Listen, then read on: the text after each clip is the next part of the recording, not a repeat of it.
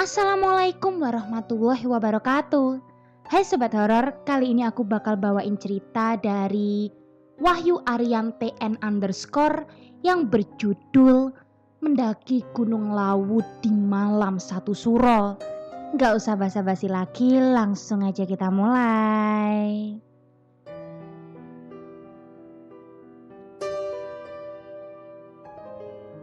Mendaki Gunung Lawu di Malam Satu Suro. Sebuah cerita dari Wahyu Aryan TN_ based on true story.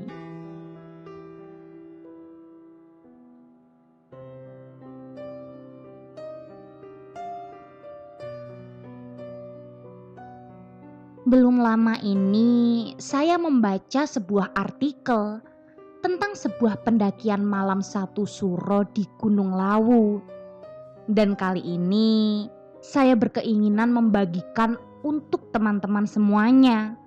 Saya akan menceritakan sebuah pengalaman saya di saat saya mendaki di malam satu suro.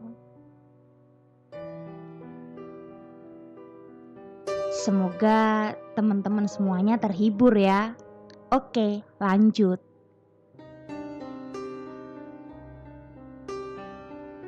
Kabut putih dan awan mendung terlihat menyelimuti puncak Gunung Lawu.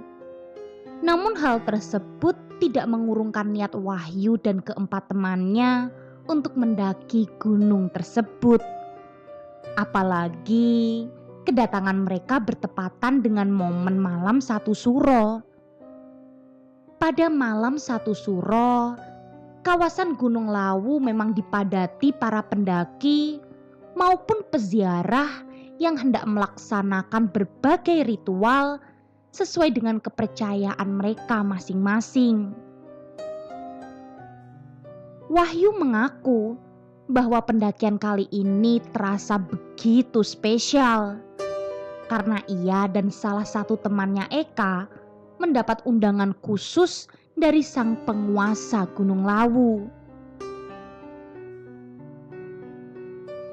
Lahir dalam keturunan garis resih Mayangkara atau dikenal dengan sebutan Hanoman, Wahyu memang dianugerahi sebuah kemampuan khusus. Ia juga bergabung dalam paguyuban Kasepuhan Jawi Ngesti Budoyo. Tidak hanya itu, Eka yang menjadi satu-satunya pendaki wanita ternyata masih memiliki garis keturunan ke-13 dari keluarga Raja Jayabaya. Alhasil, selama pendakian berlangsung, Wahyu dan kawan-kawan mendapatkan banyak sekali pengalaman mistis yang mungkin bagi orang awam tidak bisa diterima nalar dan akal sehatnya.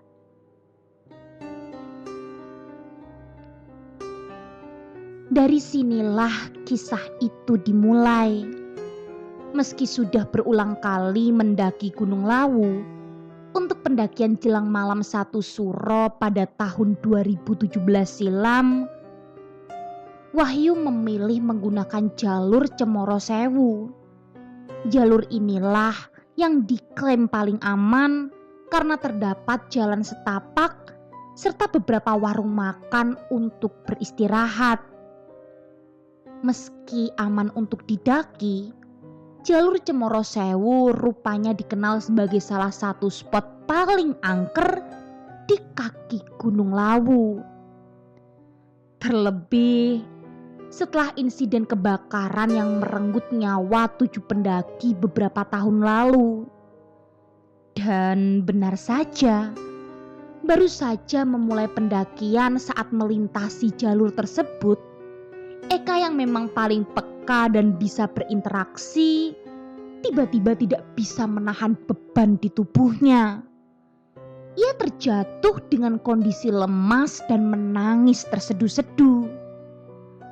Merasa ada yang tidak beres, Wahyu langsung mendekati Eka untuk memberikan pertolongan. Setelah beberapa saat, Wahyu menyadari Ternyata saat itu Eka sudah dirasuki oleh arwah gentayangan di Gunung Lawu. Saat diajak ngobrol, ia hanya bilang, "Panas, panas." Dari situ Wahyu sadar kalau Eka kerasukan arwah korban kebakaran. Wahyu hanya bisa bilang, "Saya dan yang lain akan bantu doain biar mereka tenang." Mendengar ucapan Wahyu, Eka tiba-tiba muntah. Pertanda bahwa yang merasuki Eka sudah keluar dari tubuhnya.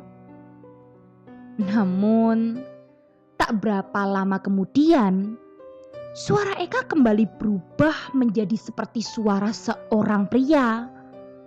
Intonasinya terdengar sangat berat dan berbicara dalam bahasa Jawa alus. Kali ini yang merasuki tubuh Eka adalah arwah eyangnya, Raja Jayabaya. Saat eyangnya masuk, langsung ngomong, "Sugeng Rahayu." Wahyu yang pada saat itu lagi bikin teh, spontan menjawab, "Rahayu." Terus dia berbicara bahasa Jawa alus. "Cucuku ini sedang sakit." Ucap arwah yang merasuki tubuh Eka. Wahyu yang menyadari kondisi Eka yang kurang fit dan terserang hipotermia langsung meminta maaf. Sesaat setelah Wahyu meminta maaf, eyangnya Eka yang merasukinya pun pamit. Tak lama dari itu, mereka melanjutkan perjalanan. Saat malam tiba, Wahyu dan teman-temannya memutuskan untuk mendirikan tenda di depan warung Mbok Yem. Nah sobat horor, bagi sobat horor yang sering banget mendaki Gunung Lawu, pasti kalian kenal kan siapa itu Mbok Yem, legend di atas awan, apalagi sama nasi pecelnya.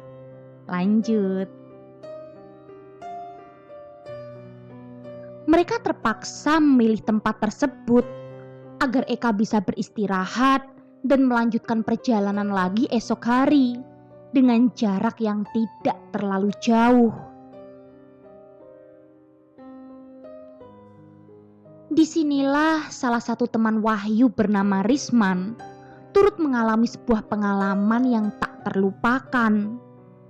Berbeda dengan Wahyu dan Eka yang bisa berinteraksi langsung, Risman justru bertemu dengan sesosok makhluk halus di dalam mimpinya. Si Risman malamnya mimpi seperti dituntun ke sendang derajat oleh seorang pria berjubah.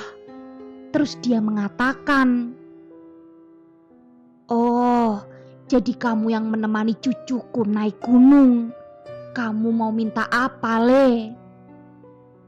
Merasa kaget, Risman pun terbangun dari tidurnya. Dia baru sadar kalau dia naik bukan sama orang biasa. Pendakian pun dilanjutkan. Wahyu beserta rombongan menyambangi 4 spot ritual yang paling banyak didatangi peziarah, yaitu Sumur Jolotundo, Sendang Derajat, Hargo Dalem, dan Hargo Dumilah. Di tempat tersebut, Wahyu sebetulnya tidak ikut melakukan ritual. Ia hanya datang untuk sekedar berdoa dan kula nuwun dengan penghuni di sana. Di saat Wahyu berdoa, karena memang mereka datang untuk memenuhi undangan khusus, peziarah lain ada yang bermeditasi 1 malam, berdiam diri dan menyepi. Lalu ada yang memotong ayam hitam agar terpilih jadi kepala desa. Ada juga yang mencari ilmu. Dan ada yang mengulik sejarah tempat itu. Setelah sampai di puncak dan mengunjungi 4 spot ritual, Wahyu dan rombongan memutuskan untuk langsung menuruni gunung. Anehnya, setelah ritual malam satu suro selesai, cuaca di sekitaran Gunung Lawu mendadak cerah tak berkabut. Wahyu dan yang lainnya langsung turun lewat jalur Cemoro Kandang. Nah, di pos 4 teman Wahyu ada yang mau kencing. Ya udah, Wahyu mengingatkan agar permisi dulu. Terus teman Wahyu yang namanya Abai kayaknya kebablasan jalannya. Gak sadar ada temen yang lagi berhenti. Wahyu teriak memanggilnya. Tiba-tiba ada suara ngebas banget kayak auman suara singa. Ternyata itu adalah singa Lawu. Lebih lanjut ia menjelaskan bahwa bentuk singa Lawu menyerupai singa barong khas Bali.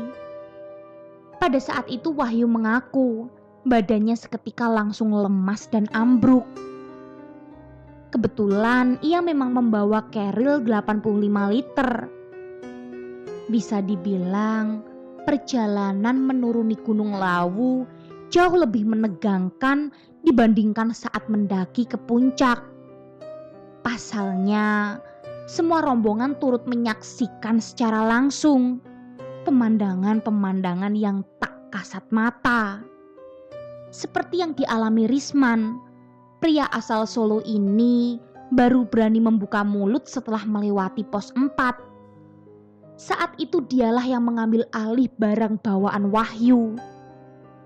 Kata Risman, pas lagi bawa barang-barang bawaan Wahyu, dia merasa seperti lagi dikawal oleh pasukan kerajaan Eyang Brawijaya. Lalu ada sesosok pria yang menggunakan mahkota berbentuk kuncup di atas kepala. Akhirnya dia percaya dengan hal-hal seperti ini, ungkap Wahyu. Di pos 2, Wahyu dan teman-temannya kembali mengalami kejadian mistis saat mereka melewati kawah Candra di Muka. Wahyu melihat salah satu temannya ternyata diikuti oleh jin. Perjalanan terpaksa dihentikan karena dia tidak bisa bergerak sama sekali. Untungnya, di tengah perjalanan, Wahyu bertemu dengan rombongan pendaki lain. Salah satunya kebetulan mempelajari ilmu tenaga dalam dan bisa membantu Wahyu menyembuhkan teman-temannya. Kejadian-kejadian mistis ternyata masih berlangsung. Puncaknya saat Wahyu dan rombongan hendak menuju pos 1. Kala itu Eka yang menjadi riwayat low back pain tiba-tiba jatuh terduduk. Mengingat langit sudah mulai menggelap, Abi dan Risman turun terlebih dahulu untuk mencari bala bantuan. Sementara yang menemani Eka hanya ada Wahyu dan salah seorang temannya. Hembusan angin kencang dan rintik hujan memaksa Wahyu untuk segera memandu Eka yang tidak bisa berjalan lagi. Eka tiba-tiba merasa dipanggil sama eyangnya di dalam alam bawah sadarnya. "Nak, kakimu sakit, sini aku tiup biar bisa jalan lagi." Ucap suara di dalam alam bawah sadar Eka tersebut. Setelah kejadian itu, Eka mengantuk dan pingsan. Wahyu tetap melanjutkan perjalanan dalam kondisi hujan. Saat hendak memberi headlamp kepada Eka, Wahyu tersentak mendengar suara Eka yang lagi-lagi berubah menjadi suara pria. Dan benar saja, Eka rupanya sudah dirasuki oleh arwah eyangnya Raja Jayabaya dari kerajaan Kediri. Tubuhnya pun mendadak bisa berdiri dan berjalan lagi. Bahkan saat ada gundukan tanah yang tinggi, Eka nekat melompat dengan posisi tubuh yang tegap sempurna. Jalur Cemoro Kandang itu kiri kanannya hutan. Konon banyak dilintasi macan dan babi hutan. Tapi waktu itu Wahyu terkejut melihat kondisi hutan di kiri kanannya yang tiba-tiba dipenuhi oleh prajurit kerajaan. Mereka tidak mengenakan baju, hanya pakai celana warna hijau, bawa tombak dan perisai gitu. Jumlahnya banyak, kayak 1 batalion. Seakan-akan kami seperti lagi dikawal. Setelah sampai di hutan pinus yang jaraknya dekat dengan rumah base camp, Eyang Jayabaya dan rombongannya pun pamit. Sampai hutan pinus, Eyang Jayabaya yang merasuki Eka mengatakan hal seperti ini. "Sudah, di sini saja." Lalu Wahyu mengucapkan terima kasih. Dan Eka pun sadar lalu muntah. Waktu jalan ke base camp, ternyata kedua teman Wahyu baru sampai. Dan mereka menyapa Wahyu dan Eka. Di sini Wahyu bingung, padahal mereka jalan 1 jam lebih dulu darinya. Akhirnya, mereka berempat tiba di base camp tanpa gangguan apapun.